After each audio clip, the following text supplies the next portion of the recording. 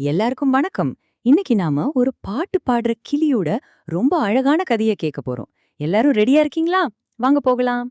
Super! அப்ப வாங்க, நாம எல்லாரும் சேர்ந்து அந்த பாட்டு பாடுற கிளிய போய் சந்திக்கலாம். இதோ பாருங்க, இவர்தான் நம்ம கதையோட ஹீரோ. எப்பவும் குஷியா இருக்கிற நம்ம குட்டி நண்பன் பச்சை கிளி. சரி, நம்ம கிளியோட கதை இங்க இருந்து தான் ஆரம்பிக்குது. இந்த பச்சை கிளி இருக்கே, அது என்ன பண்ணும்னு நினைக்கிறீங்க? அது ரொம்ப ரொம்ப அழகா பாட்டு பாடும். கேக்க கேக்க அவ்ளோ சந்தோஷமா இருக்கும் தெரியுமா? அது பாட்டு மட்டும் பாடாது, நாள் முழுக்க ஒரே ஆட்டம்தான்.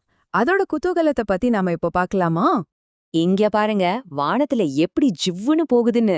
அது சும்மா பறக்காது, பறந்து பறந்து ஓடும். அந்த வேகத்தை பாக்குறதே ஒரு தனி அழகுதான் இல்லையா? அப்புறம் நேரா உயரமான மரத்தோட உச்சிக்கு போயிடும்.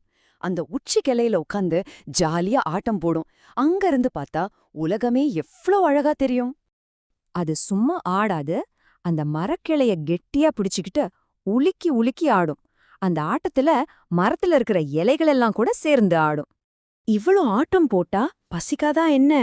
நம்ம கிளிக்கும் இப்ப பசிக்க ஆரம்பிச்சிடுச்சு.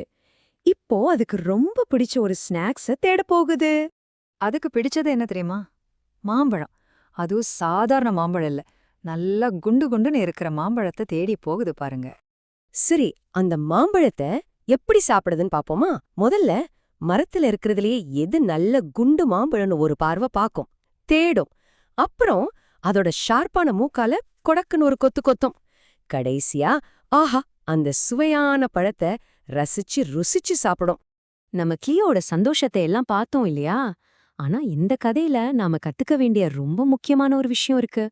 ஒரு நிமிஷம் யோசிச்சு பாருங்களேன். இவ்ளோ ஜாலியா இருக்கிற நம்ம நண்பன் சுதந்திரமா இல்லன்னா என்ன ஆகும்? பாருங்க, சுதந்திரமா இருக்கும்போது கிளி உச்சி கிளையில ஆடி மகிழுது. ஆனா அதே கிளிய ஒரு கூண்டுல அடைச்சிட்டா என்ன ஆகும்? அது சந்தோஷமா இருக்குமா? இல்லவே இல்ல. ரொம்ப சோகமாகி வாடி போயிடும். அதனாலதான் இந்த கதையோட கடைசி வரி ரொம்ப முக்கியம். என்னது? கூண்டில் அடைத்தால் வாடும். சுதந்திரமா இருக்கிறது தான் எல்லா உயிர்களுக்கும் உண்மையான சந்தோஷம் இல்லையா? அப்போ கடைசியா ஒரு கேள்வி.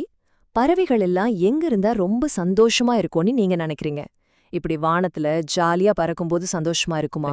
இல்ல நாம ஆசையா வாங்கி வைக்கிற அந்த அழகான கூண்டுக்குள்ள சந்தோஷமா இருக்குமா? யோசிச்சு பாருங்க.